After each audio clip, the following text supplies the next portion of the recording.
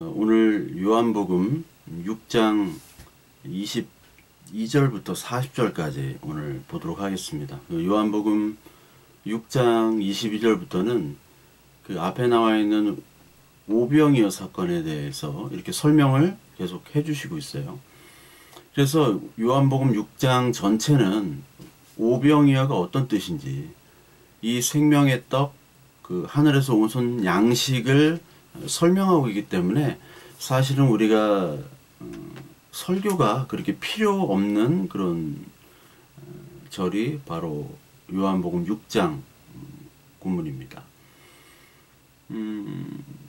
저도 이제 고민하는 게 이걸 설교를 해야 되는가. 왜냐면 요한복음 6장에 너무나 자세히 나와 있고, 또 그 전부터 하나님의 양식에 대해서 많이 말씀을 하셨고 또 설교를 했기 때문에 이걸 굳이 할 필요가 있을까. 왜냐면 이게 목사 개인의 어떤 생각과 주관들이 이 하나님의 복음이 말씀을 더 흐리지 않을까, 그런 생각들이 너무나 많은 거예요.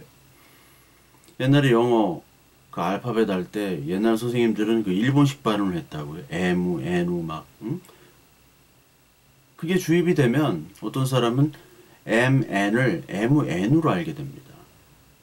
그만큼 이 하나님의 완벽한 이 말씀이 있는데 그것을 잘못 전하지는 않을까, 그런 생각들이 많아요. 왜냐하면 여기에 명쾌하게 설명들이 다 되었기 때문에요.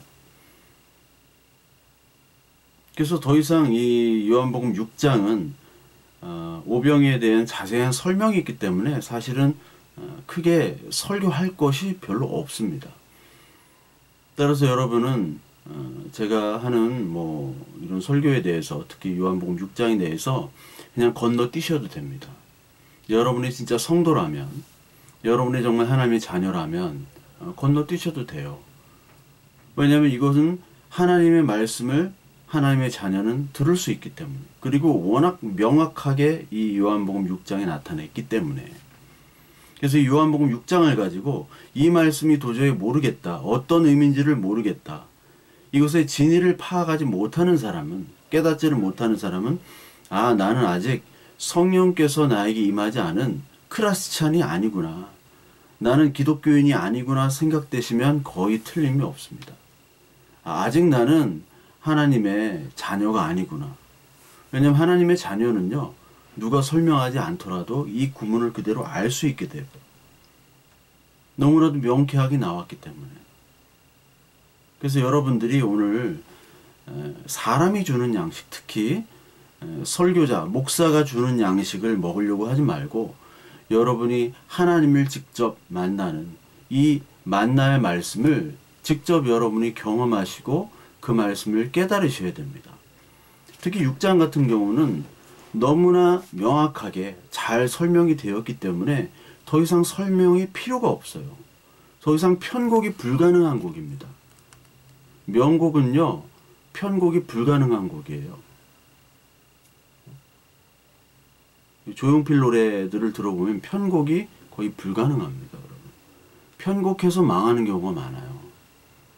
왜냐하면 너무나 완벽한 사운드를 구축해 놨기 때문에. 마찬가지로 이 계시는 너무나 완벽하기 때문에 여러분, 제가 설교를 더 이상 할 필요가 없다는 것을 여러분들께 계속해서 말씀을 드리고 있어요. 그러니까 제가 뭐 몇 가지 이렇게 얘기를 하겠지만 그거를 다 안 들으셔도 됩니다. 오늘 설교는 안 들으시는 목적이에요. 안 들으셔도 여러분들은 다 알면은 그것이 가장 성공한 설교입니다. 가장 좋은 말씀을 전하는 거예요. 여러분이 다 알고 있기 때문에. 그래서 목회자가 어떤 지도자로서 이것을 가지고 너희들에게 다 먹여야 된다, 뭐 말씀을 먹여야 된다고 그러고요, 나는 영적인 아비다, 지도자다, 나를 섬겨라, 이런 거는 이방 종교에 나오는 거예요. 이방 종교가 하는 것을 그대로 지금 한다고 보시면 돼요. 만약 그런 설교자가 있다면. 그래서 여러분, 그 목회자가 말씀을 전하는 것, 말씀을 통해서 하나님 역사합니다. 목회자를 통해서. 목회자는 굉장히 부족한 사람이고 여러분들보다 더 못한 사람이지만 그냥 말씀을 전하는 스피커예요. 예, 크게 기대하지 마시고 단 하나님 말씀을 전하기 때문에 거기서 하나님이 역사는 하는 겁니다.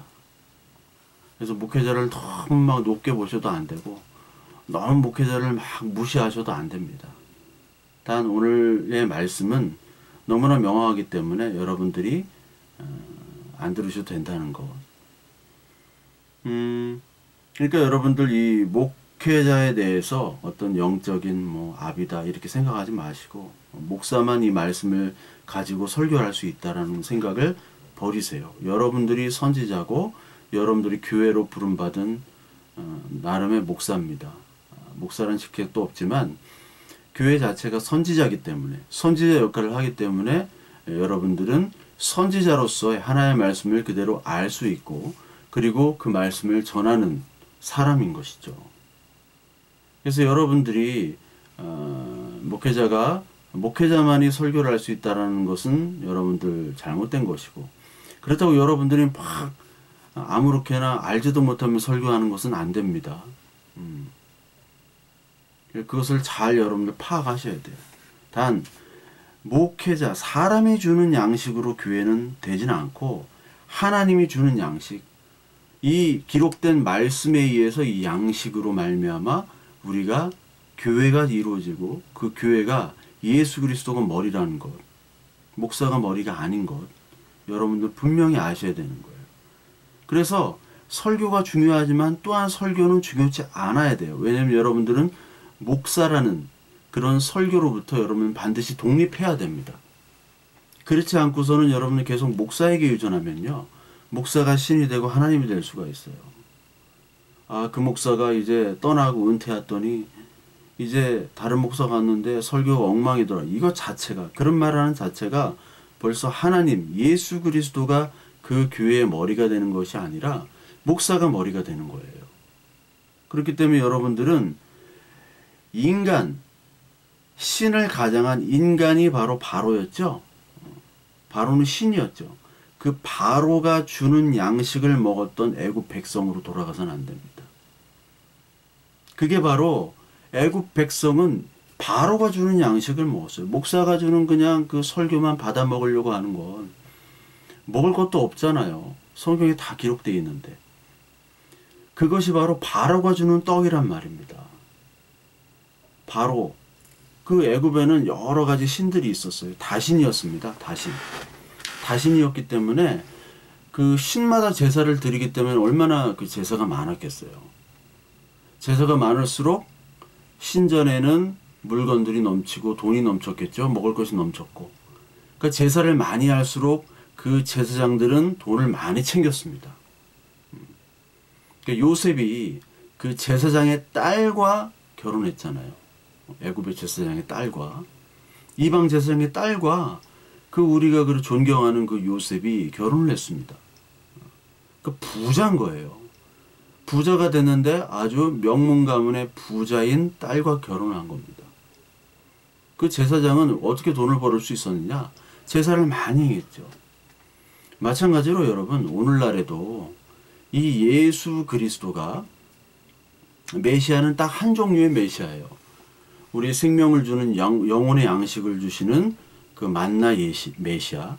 근데 이 메시아가 여러 종류의 메시아가 되는 거예요.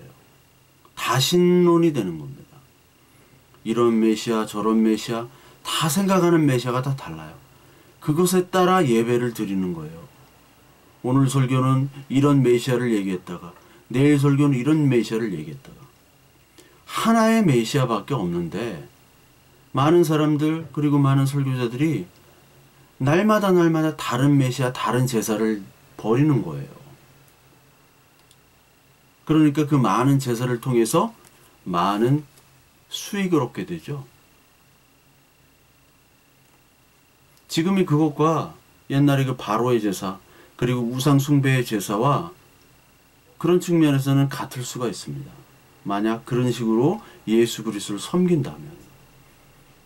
여러분, 구세주, 자신의 죄, 우리들의 죄를 자신으로 죄를 뒤집어 써서, 그리고 자신을 희생함으로 그 인간 예수가 그리스도로 나타내는 그 희생 제사를 통해서 우리가 죄가 사해지는 그 예수 그리스도밖에 없어요. 물질적인 예수, 정치적인 예수 이런 게 없단 말입니다. 그런 거는요, 여러분들이 열심히 노력을 하세요.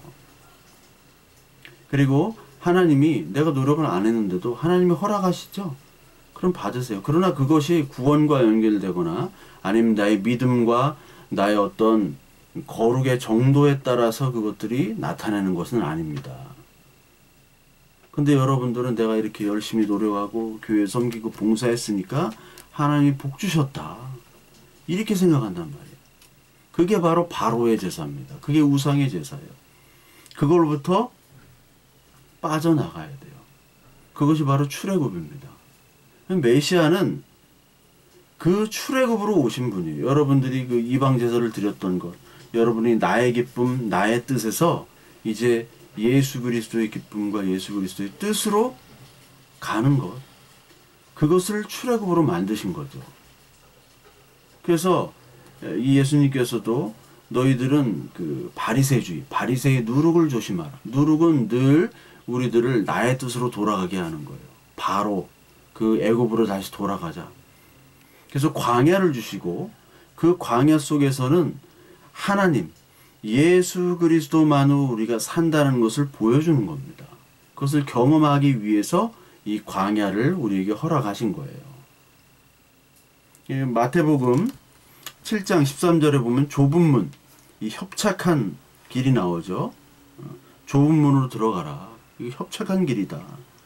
좁은 문으로 들어가라는 거죠. 이 세상은 너무 넓은 문만 원하죠.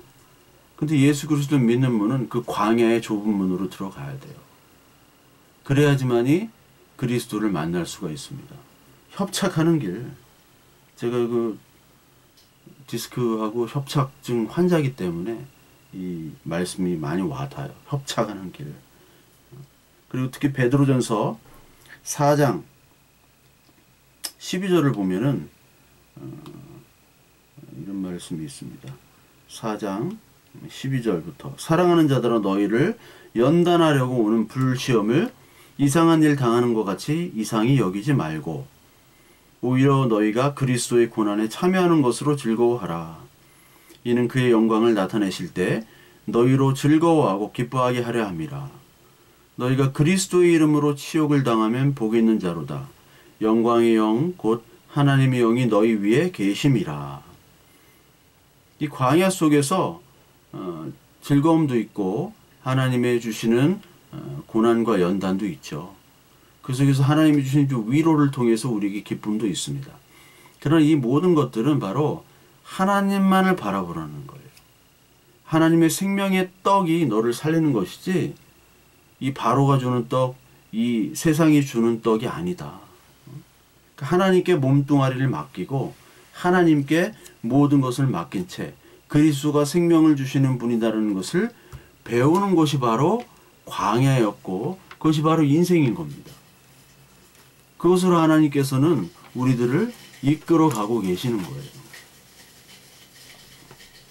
그래서 우리는 하나님의 신앙이냐 아니면 이 세상에 밥을 주는 신앙이냐 이 두 가지를 놓고 우리는 고민을 할 수밖에 없습니다. 이 하나님의 말씀이 딱 주어졌을 때 이게 밥 신앙이냐 하나님의 신앙이냐 오병이어 기적을 딱 주셨을 때 많은 사람들이 밥 신앙을 따라갔죠. 아 이건 진짜 밥이다. 밥을 주셨으니까 이분은 바로 우리에게 밥을 주시는 분이라 라고 생각을 했던 거죠. 그런데 이 예수 그리스도의 말씀을 잘 보면요. 육의 양식을 찌우는 데는 그다지 도움이 되질 않아요. 여러분 잘 보십시오. 육의 양식을 찌우는 데는 도움이 되지 않습니다. 밥 신앙에 머무르는 자. 머무르는 자는 이 육의 양식에 별로 도움이 되지 않는 이 하나님의 말씀도 육의 양식에 도움이 되는 걸로 막 만들어요. 그렇죠? 하나님의 말씀을 합리화합니다. 그래서 이 사탄이 밥신앙으로 예수 그리스도, 예수님까지도 시험을 하잖아요. 돌을 떡으로 만들게 하라. 그러니까 이 사탄은 말씀으로 우리에게 계속 유혹을 하는 거지, 뭐 대도하는 얘기, 뭐 나쁜 죄 되라, 뭐 교회 나가지 말고 교회 아주 악한 일들을 하고 그런 식으로 얘기를 하지 않습니다. 교회 열심히 다니고 하나님의 말씀 열심히 듣고 공부하고, 그러나 그 예수 그리스도는 믿지 말고 다른 예수 그리스도, 오병이어에서 멈추는, 그 이적에서 멈추는 그런 그리스도, 거기서 그쳐라 라고 얘기해요. 잘 먹고 잘 살다가 내 종이 되라. 생명을 얻지 말고 넌 죽어야 돼. 죄의 문제는 해결하지 않고 죽어야 돼. 잘 먹고 잘 살다가 죽는 그런 예수 그리스도를 전하라. 그리고 그것이 예수다라고 우리를 계속 시험하는 거예요. 밥만 주는 거. 그 오병의 이 기적 속에서 클라이막스가 있는데, 이때 많은 사람들이 왕을 삼으려고 할 때 예수님이 초치잖아요. 예수님이 도망가 버리십니다.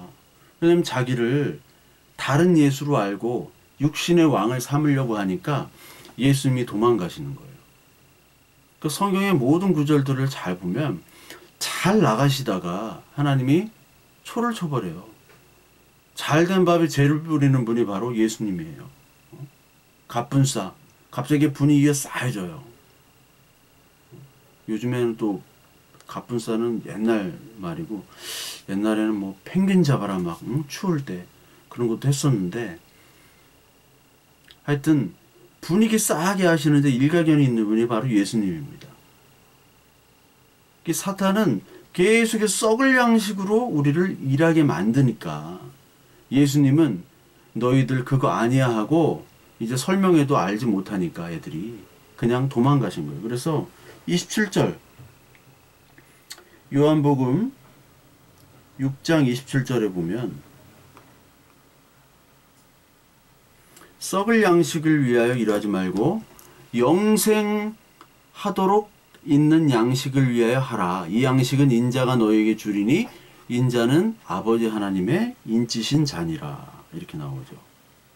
썩을 양식으로. 너희들은 늘 썩은 양식으로 일을 하는 거예요. 그 많은 사람들이 예수님을 쫓아왔는데 오늘 26절에 보니까 예수께서 대답하여 이르시되 너희가 진실로 진실로 너희에게 이르노니 너희가 나를 찾는 것은 표적을 본 까닭이 아니요 떡을 먹고 배부른 까닭이로다. 표적이라는 것은 예수 그리스도, 예수가 바로 우리의 메시아 그리스도다라는 것을 보여주는 게 표적이에요. 그러면 표적을 봤다라는 것은 아, 이분이 생명을 주시는 그 메시아구나라고 깨닫는 것이 표적이에요. 근데 그 깨달음이 아니라 떡을 먹고 배불렀기 때문에 막 배를 타고 돌아다니면서 이 제자들부터 많은 사람들이 예수님을 찾으러 다닌 거예요. 왜? 왕으로 삼기 위해서. 그 예수를 물신으로 섬기려고 하는 겁니다. 물신. 생명의 신이 아니라, 생명의 하나님이 아니라 물신. 나에게 물질을 주고 건강을 주는 그런 신으로 만들기 위해서. 즉 물신 뒤에는 누가 있느냐? 나라는 신이 더 위에 있는 거예요. 내가 더 위에 있는 거예요. 내가 조종할 수 있는 신. 내가 하나님이고, 그런 것은 예수님을 믿는 것이 아니죠. 예수님을 믿지 않는 겁니다. 하나님의 일을 믿지 않는 거예요.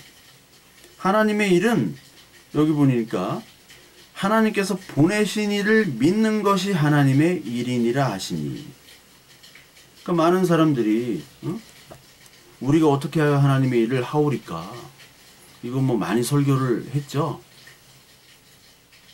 그 예수님이 대답하니 하나님께서 보내신 일을 믿는 것이 하나님의 일이다. 하나님의 일은 믿는 것부터 해야 되는데 너희들은 어떤 것을 믿느냐? 그래, 나 믿는다. 그러면은 어떤 하나님 믿습니까, 여러분? 예수는요, 수천 수만 가지 하나님이 될 수가 있어요. 아바타식으로 이런 아바타 저런 아바타, 불교처럼 그렇게 돼버렸잖아요.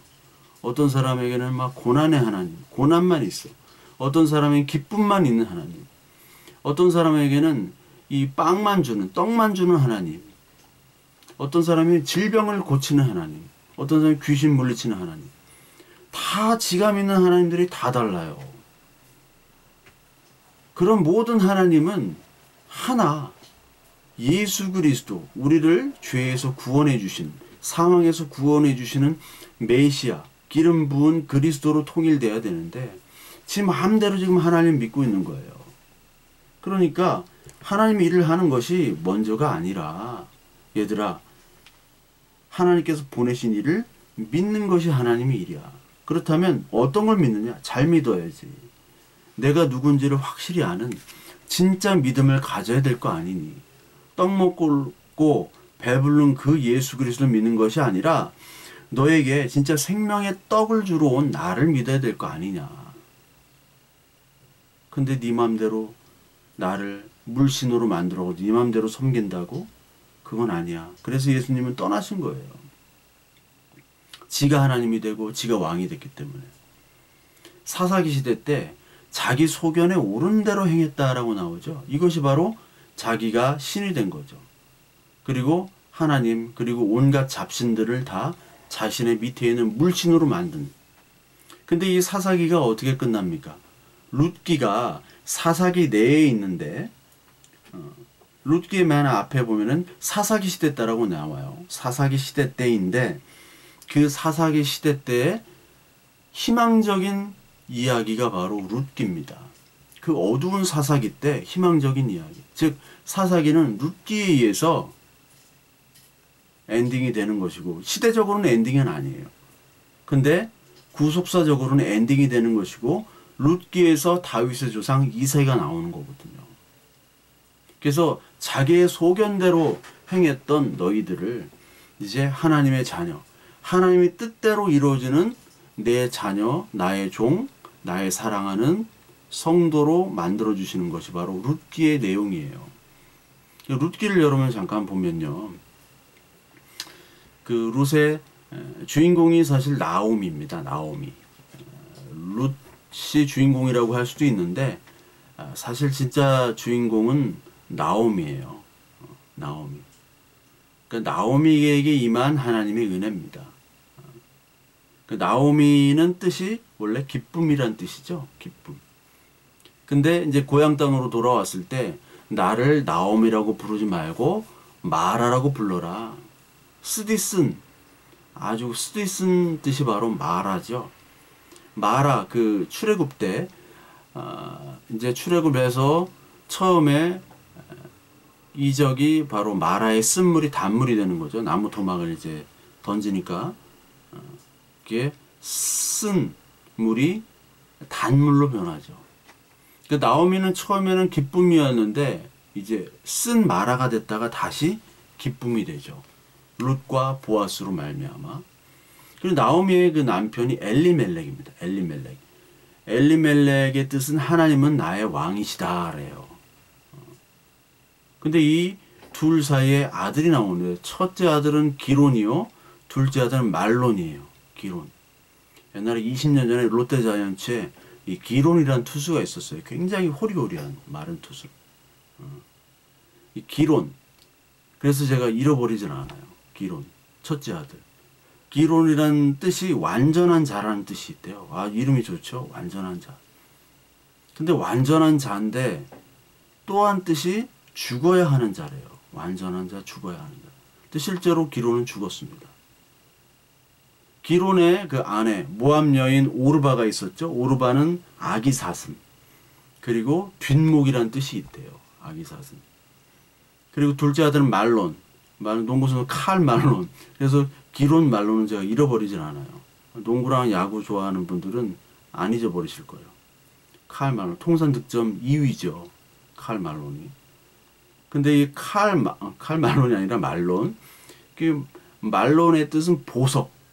이 말론이 바로 룻의 죽은 남편이죠. 전 남편. 보석 그리고 병이란 뜻이 있대요. 하여튼 죽었어요. 보석이지만 병으로 죽었어요. 룻은 친구, 풍요로움이라는 뜻이 있대요. 근데 이 룻이 누구를 만나냐? 보아스를 만나죠. 이 보아스는 생명이란 뜻을 가지고 있습니다. 생명. 근데 룻이 바로 고엘이죠. 고엘. 예수 그리스도를 상징하는 겁니다. 그래서 이 고엘인 예수 그리스도, 룻과 그 보아스와 룻이 만나가지고 이제 아들을 낳게 되죠. 그 아들이 바로 오벳입니다. 오벳.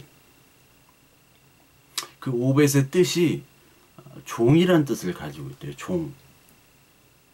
그러니까 처음에는 이 사사기세 때 누가 주인이냐면 내가 주인이에요. 하나님이 주인이 아니라 내가 주인. 자기 소견에 옳은 대로 행했다. 근데 마지막 태어난 인물이 누구냐면 오벳이죠. 오벳의 뜻이 바로 종입니다. 이제 내가 하나님이 아니라, 내가 왕이 아니라 나는 종입니다. 이렇게 고백하는 것으로 마지막 끝난다는 거예요. 그러니까 하나님은 나의 왕입니다라는 뜻이 엘리멜렉이었죠.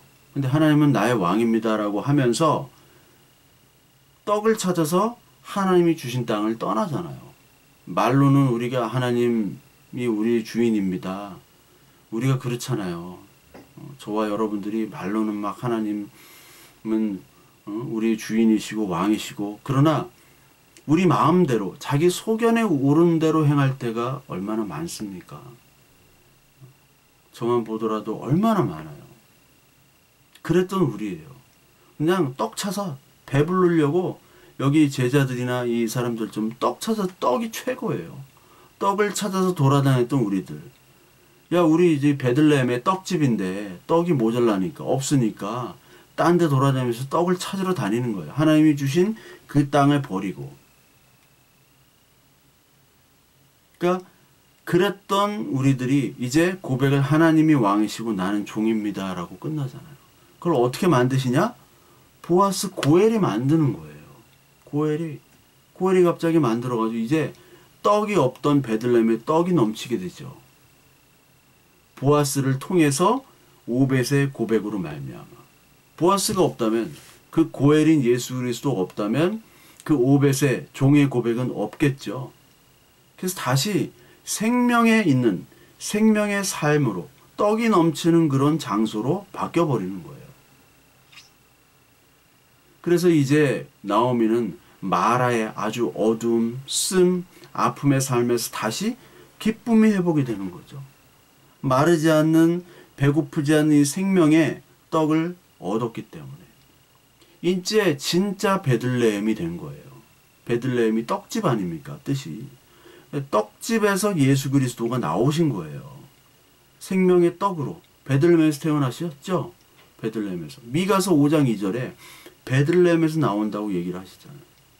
이세, 다윗 계속 연결되는.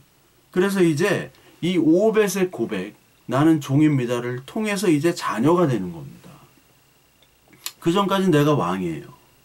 그 전까지는 내가 왕이었는데 이제 하나님의 뜻이 무엇인지를 깨닫는, 그리고 하나님의 뜻대로 내가 살아야 되는 종임을 깨달을 때 하나님의 자녀가 되는 것이고, 그게 믿음이 되는 것이고, 그게 하나님의 성도가 되는 겁니다. 그것은 하나님의 인도하심에 따라 우리를 이 땅의 것들을 놓게 하시고 하나님의 것, 더 부유한 것들을 찾게 만드시는 거예요. 그러니까 이 땅의 것들은 다 썩어질 것들이잖아요. 누가복음 12장 15절을 보면요. 그들에게 이르시되 삼가 모든 탐심을 물리치라. 사람의 생명이 그 소유에 넉넉한 데 있지 아니하니라 하시고, 또 비유로 그들에게 말하여 이르시되 한 부자가 그 밭에 소출이 풍성함에 심중에 생각하여 이르되 내가 곡식 쌓아둘 곳이 없으니 어찌할까 하고, 또 이르되 내가 이렇게 하리라. 내 곡간을 헐고 더 크게 짓고 내 모든 곡식과 물건을 거기 쌓아두리라. 또 내가 내 영혼에게 이르되 영혼아, 여러 해 쓸 물건을 많이 쌓아두었으니 평안히 쉬고 먹고 마시고 즐거워하자 하리라 하되, 하나님은 이르시되 어리석은 자여, 오늘 밤에 내 영혼을 도로 찾으리니 그러면 내 준비한 것이 누구의 것이 되겠느냐 하셨으니, 자기를 위해 재물을 쌓아두고 하나님께 대하여 부유하지 못한 자가 이와 같으니라. 이렇게 나오죠. 자기를 위해 재물을 쌓아두고 하나님께 대하여 부유하지 못한 자가 이와 같대요. 자기를 위해 재물을 쌓은 자. 그러니까 하나님께 부유하려면 이 땅의 재물들이 의지가 되지 않도록 하나님이 만드시는 거죠. 그러니까 이 땅의 것들을 포기할 수 있을 정도로 하나님의 양식, 하늘에서 주는 양식이 얼마나 귀하고 그것이 참 생명인지를 깨닫도록 하시는 역할을 이 참 생명의 떡이 하시는 거예요. 그래서 오늘 6장 32절 내가 진실로 진실로 이르노니 하늘에서 내린 떡은 모세가 준 것이 아니라 오직 내 아버지가 하늘에서 내린 참떡을 너희에게 주시나니 하나님의 떡은 하늘에서 내려 세상을 생명해 주는 것이라. 세상에 생명을 주는 떡을 우리에게 주신 것이죠. 생명을 주려고 주신 떡을 나타내기 위해서 오병이어를 우리에게 어떤 시청각 교육을 해 주신 건데, 그 오병이어를 가짜 떡인데, 가짜 생명의 떡인데 그걸 참떡으로 아는 거예요. 사람들은 오병이어로 만족합니다. 왜냐하면 배부르니까. 이것이 진짜구나 라고 생각하게 되는 거죠. 그러니까 가짜를 진짜로 알고 진짜를 가짜로 아는 이 슬픈 현실이 바로 오늘날 이 많은 사회뿐만 아니라 교회에서도 이루어진다는 게 슬픈 일이죠. 많은 사람들이 진짜를 가짜로 여겨요. 가짜를 진짜로 여기고. 요한복음 6장 그걸 얘기하시는 겁니다. 밥복음에만 만족하는 거죠. 밥신앙에만 만족하는 거예요. 그래서 예수 그리스도도 밥으로 생각하는 거예요. 말씀을 봐도 밥으로 생각하고 육신의 밥이 이 참양식보다 더 가치 있게 생각하는 거죠. 진짜를 몰라요. 전에도 말씀드렸지만 예전에 사촌 누나가 돈가스 처음 나왔을 때 스프 먹고 스프가 돈가스인 줄 알고 스프 다 먹고 와 돈가스 맛있다고 그냥 가려고 하다가 진짜 돈가스가 나온 거죠. 그 스프만 먹고 이게 진짜 돈가스구나 착각하는 거예요. 뭘 모르니까. 요즘은 다 알잖아요. 돈가스가 뭔지. 처음에 바나나 나왔을 때 껍질 까서 먹은 사람 없었어요. 오렌지 이런 거, 귤 처음 봤을 때 그냥 먹었다고요. 모르니까. 근데 지금은 왜 근데 스프가 안 나오죠? 돈가스가 스프가 안 나와요. 그럼 맛있는데 그 스프를 먹고 돈가스라고 여기고 그냥 가려고 한 뭘 모르니까 참 돈가스를 모르니까 이 사람들도 참 떡, 참 생명의 떡을 모르니까 가짜 떡 먹고 막 배불러가지고 신난 거예요. 근데 그거 먹으면 죽는 거거든요. 그거 먹으면 죽어요. 그거 먹으면 죽고 진짜 떡을 먹어야 죽지 아니하는데 요한복음 6장 49절에 너희 조상들은 광야에서 만나를 먹었어도 죽었거니와라고 나오죠. 죽는 거예요. 죽는 거 먹는다고 좋아하는 겁니다. 오늘 먹고 조금 생명만 연장되는 거지 영원한 생명을 얻는 게 없어요. 근데 사람들은 그만큼 어리석은 거죠. 자기의 필요, 자기의 느끼는 것, 보여지는 것만 이것이 진짜 떡인 줄 알고 그거를 열심히 먹고 있습니다. 이 세상이 다 그렇죠. 근데 예수께서는 너희가 알지 못하는 양식을 이미 가지고 오셨죠. 그걸 들고 다니시잖아요. 요한복음 4장 32절에 나를 보내신 이의 뜻을 행하는 것 그리고 그 일을 온전히 이루니 이것이 바로 너희가 알지 못하는 양식을 내가 먹고 있다. 요한복음 4장에서 했죠. 23절에. 그러니까 하나님의 말씀에 그 하나님의 뜻이 다 담겨 있잖아요. 그것이 너희의 양식이다. 하나님의 말씀은 곧 예수 그리스도를 통해서 전해지는 겁니다. 예수 그리스도 자체가 하나님의 뜻과 그 하나님의 모든 일들이 다 담겨져 있는 거예요. 그 예수 그리스도를 먹고 마시라는 거예요. 육신의 밥을 먹은 결과는 죄가 그대로 있으니까 너희가 죽는다는 거죠. 즉 위로부터 오는 양식을 찾으라는 거예요. 위로부터 오는 양식. 38절 요한복음 6장 38절에 내가 하늘로서 내려온 것은 내 뜻을 행하려 함이 아니오 나를 보내신 이의 뜻을 행하려 함이니라. 나를 보내신 이의 뜻은 내게 주신 자 중에 내가 하나도 잃어버리지 아니하고 마지막 날에 다시 살리시는 이것이라. 이것을 양식으로 우리에게 주러 오신 거예요. 하나도 잃어버리지 않고 하나님의 자녀를 찾기 위해서. 하나님의 자녀는 이 땅의 것이 아니라 이 위의 것을 생각하는 거죠. 골로새 3장 1절에 보면 땅의 것을 생각하지 말라. 이는 너희가 죽었고 너희 생명이 그리스도와 함께 하나님의 안에 감추어졌음이라. 이렇게 얘기를 해요. 그 골로새 3장을 보면 위의 것을 찾고 그리스도 안에서 감춰져 있는, 하나님 안에서 감춰져 있는 너희의 생명이 있다. 그럼 그리스도와 함께 감춰진 그 양식이다. 근데 너희는 죽었다라고 얘기해요. 너희는 죽은 존재야. 산 존재들이 아니야. 근데 죽은 존재들은 이 떡도 산 떡을 갖다 주면은 죽은 떡으로 알고 받아 먹어요. 예수 그리스도를 줬는데 그것을 먹고 죽으려고 죽은 떡으로 그걸 받아들인다고. 오병이어를. 예수 그리스도를 자기가 막 만들어요. 다른 예수를 만들어가지고 그것을 사실 독을 타는 거죠. 그래서 죽게 만드는 겁니다. 자신도 죽고 예수 그리스도 말씀이 효능이 없게. 그러니까 하나님은 산 자의 하나님이에요. 죽은 자의 하나님이 아니라고 그랬죠.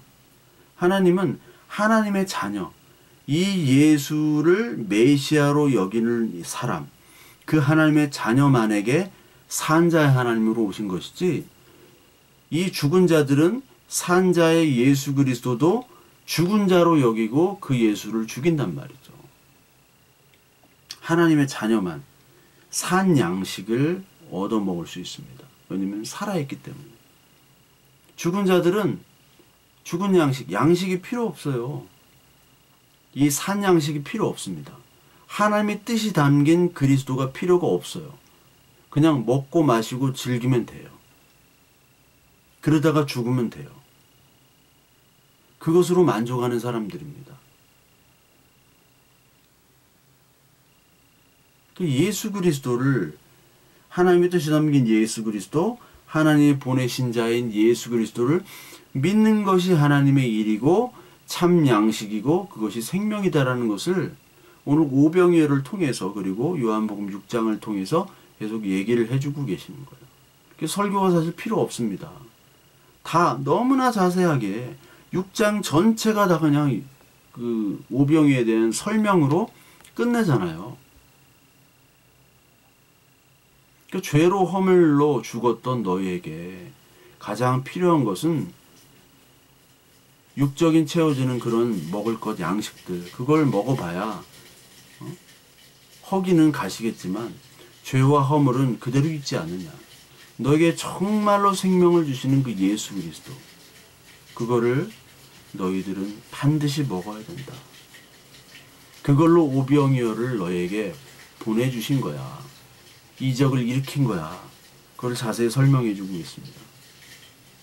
우리가 이 생명, 죽음, 은혜 이런 것들이 사실 예수 그리스도 믿지 않을 때는 굉장히 종교적인 언어죠. 이게 그냥 철학적이고 관념적이고 이게 과연 사실인지 아닌지 그냥 문학적인 언어지 실제는 아닐 거야. 그렇게 생각했을 거란 말이에요. 저도 그렇고, 저도 뭐 구원, 은혜 이런 것들은 그냥 종교적인 언어지, 천국, 지옥 이런 거는 그 종교에서 만든 거지, 우리가 사실 그런 걸 어떻게 알 수도 없고, 사실 불신자보다도 불가지론자들이잖아요. 다들 알 수 없는, 있을 수도 있고 없을 수도 있고, 하나님이 뭐 있어도 되고 없어도 되고 알 수가 없는 그런 존재를 우리가 만들어 놨다. 다 불가지론자들이에요. 그런데 이 하나님의 믿음을 주신 후, 믿음은 우리가 어떻게 받았나는 사실 모릅니다. 그러니까 말씀의 계시가 우리에게 그냥 인생에 침투한 거예요. 어떻게 침투했나는 몰라요. 침투하니까 하나님의 계시가 너와 내가, 그리고 이 세상에 대해서 바로 보게 되죠. 나는 죄인, 너도 죄인, 허물. 이 세상은 예수 그리스도 없으면 진짜 지옥이야. 살기 힘들어. 예수 그리스도를 믿고 살아도 너무 힘든데 이 그리스도 소망 없으면 어떻게 살을까? 그거를 이제 깨닫게 되는 거예요. 우리가 삶 속에서 이 말씀이 침입하면. 근데 이 말씀이 어떻게 침입하느냐? 몰라요. 이게 어떤 매뉴얼이 있는 게 아니에요. 이렇게 하면, 이렇게 노력하면 하나님이 은혜를 주시고 예수를 믿게 된다. 이거 다 거짓말이거든요. 다 거짓말이에요. 여러분 그 미스터 초밥왕이라는 만화가 있습니다. 그 미스터 초밥왕에도 똑같이 얘기하고요. 그래서 만화방 해서 알아요. 미스터 초밥왕을. 미스터 초밥왕에서 똑같이 얘기하고 초밥의 달인. 미스터 초밥왕은 사실대로 기록한 만화예요. 허구와 사실이 같이 섞여 있습니다. 굉장히 수준 높은 만화입니다. 일본 만화지만. 근데 초밥에 그 달인이 있어요. 뭐 일본에 직접 배웠대요. 근데 그 사람이 초밥 밥알을 딱딱 집는데 가장 맛있는 그 초밥 맛을 내는 밥알 개수가 350개랍니다. 근데 그 사람이 손에 집는 대로 세봤어요. 핀셋으로. 350개씩 나와요. 그렇다면 우리도 도전을 해보자. 350개를. 350개를 하려면 어떻게 훈련을 받아야겠죠. 그러면 뭐 1번, 2번, 3번 뭐 한 20단계 해가지고 우리가 초밥 한번 350개 도전해보자. 그게 매뉴얼로 그렇게 됩니까? 안 된단 말이에요. 안 돼요. 어머니 맛, 갖은 양념, 손끝 맛, 손맛 이게 매뉴얼로 됩니까? 이 서양 애들은 자꾸 그런 걸 매뉴얼로 해요. 이 요한복음 6장도요. 저도 말하려면 할 게 많아요. 그 서양에서 요한복음 6장을 다 분석하면 이게 구조적으로 이렇게 분석하는 게 있어요. 이렇게 해서 중심 구절이 이거다. 그런 거 다 읽지만 은혜가 안 돼요. 일단. 그런 거 학문적으로는 좋습니다. 그런데 걔네들은 매뉴얼에만 의존하는 거예요. 근데 한국 사람의 직관, 이게 사실 이 시편이나 특히 히브리 문학은 동양 문학이에요. 그리고 신약은 서양적인 헬레니즘의 영향을 받은 그런 논리적인 구조가 있고, 이 구약 쪽은 이 논리 구조가 별로 없어요. 근데 이 두 개를 다 합쳐놓으면요, 합리적이면서도 비합리적인, 논리적이면서도 비논리적인, 어떤 아폴론적이면서도 디오니소스적인, 이게 다 합쳐지면서 동시에 하나님의 신비를 나타내는 거예요. 그러니까 서양의 어떤 신학도 강점이 있지만 동양의 신학 같지도 않은 직관으로 그냥 직관 있죠? 직감, 직관 이런 것들, 이런 것들로 하는 그런 하나님의 은혜, 서양 애들은 잘 못해요. 이것들이 합쳐져야 되는 거예요. 그러니까 매뉴얼로 다 설명할 수가 없습니다. 매뉴얼로 하나님의 은혜를 받는 방법, 뭐 기도의 응답을 받는 방법, 이런 것들 다 아니에요. 하나님의 은혜를 주셔야 되는 겁니다. 매뉴얼로 되질 않아요. 그 깨달음이 한 번에 깨달을 수도 있고요. 이것이 점점 쌓여서 깨달음이 나아지는 경우도 있습니다. 이 한국 불교에서는 늘 이거 가지고 싸워요. 돈점론이라고 해가지고, 돈은 한꺼번에 깨닫는 겁니다. 그리고 점은 점점점점해서 돈점이 깨닫고 점점 늘어나고 돈점 그래가지고 돈오점수라는 게 있죠. 돈오점수. 이게 진울스님이 아주 옛날 사람이고, 돈점론은 이제 진울이고, 돈돈은 여러분이 잘 아시는 성철. 그냥 한 번에 깨닫는 거야. 돈이야. 아니야, 돈점이야. 이거 가지고 한국 그 불교들은 맨날 파가 걸려요. 그 진리도 아닌 거 자기들이 그냥 깨달은 거고, 또 남이 깨달으면 다르고, 이 보살교기 때문에 자기 깨달음에 따라 다 다른 겁니다. 그 불교는 철학이에요, 철학. 진리가 아니기 때문에. 그 싸울 것도 없는데 막 싸워요. 우리는 하나님의 신비가 있기 때문에 합리적인 것도 다 포함이 되고 비합리적인 것도 다 포함이 되는 거예요. 근데 이 신앙은, 하나님이 주신 은혜는요, 내가 택할 수도 없고 내가 어떻게 노력할 수도 없고 하나님이 그냥 주시는 거예요. 어느 순간 그냥 갑자기. 그렇다고 구원파처럼, 구원파는 너 구원받았어? 예. 그러면 몇 월, 며칠, 몇 시에 구원받았어? 하나님의 은혜를 받았어. 이걸 얘기해야 돼요. 그럼 완전히 미친놈들이죠, 거기는. 그 시간을 어떻게 합니까? 그 내가 구원 받았는지도 어떻게 알아요? 하나님이 구원을 주셔야 되는 거고 은혜로 주셔야 되는 거지. 그 매뉴얼이 그렇게 딱딱 인간의 그 질문에 답처럼 나오는 것이 신앙이 아니에요. 근데 이 성도들은 그것들을 너무나 원하기 때문에 오늘도 오병이어 뭐 요한복음 6장 이것들을 자세하게 아주 설명해주고 무슨 뭐 헬라어 히브리어도 하고 무슨 구조 파악도 하고 아주 멋있게 아주 막 그냥 마음속에 쏙쏙 들어오게 그런 매뉴얼 같은 그런 설교를 다들 원하고 있어요. 근데요, 특히 오늘 요한복음 6장 전체는요, 7장도 마찬가지입니다. 7장도 예수님에 대해서 자신을 설명하는 거예요. 나는 이렇게 왔다. 나는 누구다. 그거를 그냥 여러분들 하나님의 자녀라면 하나님의 뜻이 다 담겨 있기 때문에 여러분들 안에 예수 그리스도의 은혜와 성령의 말씀들이 다 있잖아요. 성령의 조명들이 다 있잖아요. 제가 이런 것들을 막 뭐 해가지고 막 준비해서 한 뭐 3-4시간 한다고 쳐보십시오. 그렇다고 뭐 은혜가 이렇게 있는 것도 아닐 테고 그렇다고 다 자세히 뜯어보면 이 신학적으로도 틀린 것들이 너무나 많을 거예요. 제가 막 다 불을 켜고 내 설교를 모니터링하면 신학적으로 틀린 것들이 너무너무 많을 거란 말이죠. 그 말도 안 되는 것도 많아요. 그렇지만 여러분들이 하나님의 은혜 안에서 그 하나님의 은혜가 그것들을 다 감싸준단 말이에요. 허물과 죄를 다 감싸주고 예수 그리스도를 드러내게 하는 것이 바로 하나님 자녀에게 임하는 하나님의 역사입니다. 그러니까 여러분들이 이런 뭐 설교자를 크게 의지하지 말고 여러분들이 그냥 읽고 듣고 모르면 뭐 책도 보시고 그러시면 충분하게 하나님의 인도하심을 받을 수가 있어요. 다 할 수가 있어요. 너무나 친절하게 나왔기 때문에. 왜? 하나님의 자녀만 깨닫도록 하셨기 때문에. 오늘 요한복음 6장 37절부터 40절 이게 그렇잖아요. 뜻. 이 하나님의 뜻이 뭐냐?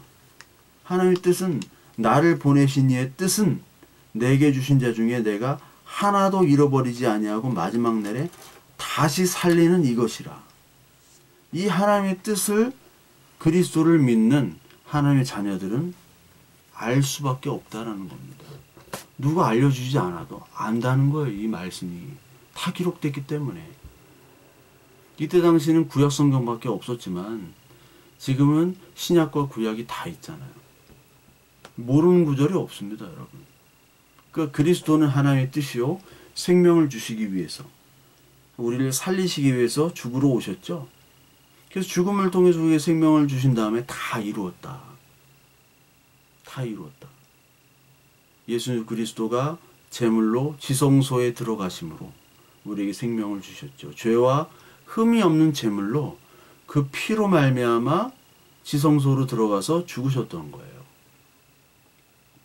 모든 권세를 가졌으나 참 제사장이나 우리에게 보이지 않는 모습, 우리가 알 수 없는 모습으로 온 거죠. 많은 사람들은 이 제사장으로 왔으면 레위 지파여야 되고 그리고 이 사람이 왔으면 베들레헴에서 나야 되고 다윗의 후손이어야 되는데 이 갈릴리 출신이고 사실 베들레헴에서 태어났는데도 사람들은 모르는 거예요. 그리고 목수하다가 너 요셉의 아들 아니냐? 그 요한복음 6장 42절에 너 요셉의 아들 예수 아니냐? 그 부모를 우리가 아는데 네가 어찌하여 지금 하늘로 내려왔다 하느냐? 요한복음 6장 42절에. 그 사람들의 모습에는 정말 볼품없는 모습, 풍채도 고음도 없고 이런 모습으로 이 예수가 왔기 때문에 전혀 인정할 수 없다라는 거죠. 전혀 인정할 수 없는 이 분이 그러나 인간은 모르는 거예요. 인간은 자신의 판단, 자신의 눈 보이는 것 그리고 들리는 것으로만 판단하기 때문에 아니 같이 사는 뭐 부부도 잘 모르고 가족들도 모르는데 어떻게 하나님의 뜻을 가지고 오신 죄와 흠이 없으신 그 예수 그리스도를 우리가 어떻게 알겠냐고요. 알 수가 없죠. 그러니까 우리 나름대로 그냥 판단하는 겁니다. 그러나 예수님은 볼품없는 모습에도 우리들에게 예수 그리스도 메시아로서 우리를 살리시러 산떡으로 오신 분이 바로 예수님입니다. 지성소로 들어가는 그 제물, 대제사장으로 본인이 직접 제물이 돼서 우리를 위해서 죽으신 분이죠. 이미 나를 대신할 어떤 제물이 없다는 걸 아신 거예요. 왜냐면 죄인들이고 의인은 하나도 없기 때문에 나밖에 없구나. 자신만이 만왕의 주임에도 불구하고 창조주 그리고 이 하나님 본체이심에도 불구하고 나밖에 제물이 될 사람이 없기 때문에 내가 제물로 들어가는 거예요. 그러니까 하나님이기 때문에 어떤 누구에게 뭐 잘 보이거나 그럴 필요가 없습니다. 인정받을 필요도 없어요. 사람들은 막 인정받으려고 하죠. 예수님은 인정받을 필요가 없는 분이에요. 여러분 뭐 빌 게이츠가 뭐 그런 사람들이 호식이 2마리 치킨 회장한테 잘 보일 이유가 없잖아요. 삼성 정도면 같이 뭐 조인해가지고 사업할 수도 있지만 호식이 2마리 치킨하고 어떻게 그 마이크로소프트가 연결이 되겠어요? 안 되죠. 뭐 할 수 있는 사업이 없잖아요. 워낙 또 그 재정 차이도 나고 잘 보일 필요가 없어요. 호식이 2마리 치킨 회장한테. 마찬가지입니다. 하나님은 우리들에게 잘 보이실 필요가 없어요. 그냥 하나님이 일을 하시는 거예요. 우리들도 마찬가지죠. 이 세상에 너무 잘 보일 필요가 없습니다. 이 세상에 나를 증명할 필요가 없어요. 내가 이렇게 훌륭한 크리스찬이야. 내가 말한 대로 됐지? 난 한다면 하는 사람인 거 알지? 내가 그렇게 말했지? 근데 내가 그렇게 됐잖아. 나 크리스찬이기 때문에 그래. 이렇게 할 필요가 없어요. 속된 말로 후가시를 내려놓고 어깨뽕 좀 빼고 하나님 앞에서 그냥 하나님의 뜻을 바라보면서 하루하루 살면 되는 거예요. 다른 사람이 뭐라고 한다 하더라도.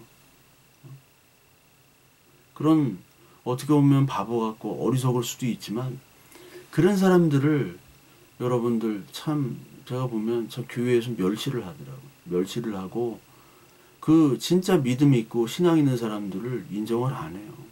왜?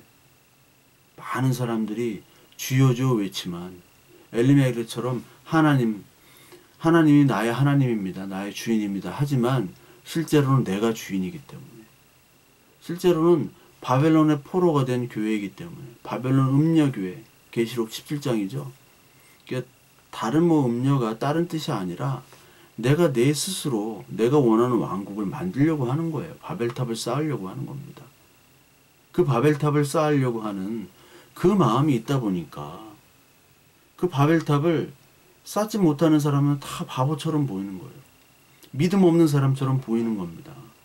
아니에요. 전혀 그렇지 않습니다. 하나님의 나라는 우리가 생각하는 나라의 기준과 반대라고 보시면 정확해요. 정확히 반대입니다. 어린아이가 천국을 먼저 가고요. 바보 같고 어리석고 그러나 하나님밖에 바라볼 수 없는 그 많은 죄인들이 하나님 나라의 자녀가 되는 겁니다. 잘난 척하고 멋있어 보이고 너무나도 뛰어난 자타공인 하나님의 자녀라고 분명히 생각했던 사람들이 독사의 자식이 됐고 하나님의 자녀가 아닌 것으로 그리스도가 판단했듯이 저와 여러분들은 지금 어떤 떡을 먹고 있는가? 그리고 어떤 예수 그리스도를 믿는가? 나는 정말 그 오병이어 떡을 만족하면서 그냥 살아가는 사람이 아닌가? 아니면 진짜 생명의 참떡을 그 떡이 나에게 와서 나를 은혜를 주시고 이 말씀을 들려주시고 깨닫게 해주신 자녀 삼아주신 그 하나님의 은혜 속에서 내가 정말 감사하며 하루하루 살아가는 그런 사람인가? 오늘 저와 여러분들이 이 말씀을 통해서 살펴보기를 간절히 소망합니다. 제가 했던 이런 말들 오늘도 뭐 그다지 영향가 있는 말씀이 없어요. 왜냐하면 이 온전한 그리스도의 말씀이 있기 때문에 목회자나 설교자의 말씀에 의지하지 마시고 잠깐 참고만 하시고 여러분들이 스스로 하나님의 말씀을 가지고 스스로 하나님과 대면하여 만나는 오늘도 말씀으로 만나시는 여러분들 되시길 바랍니다.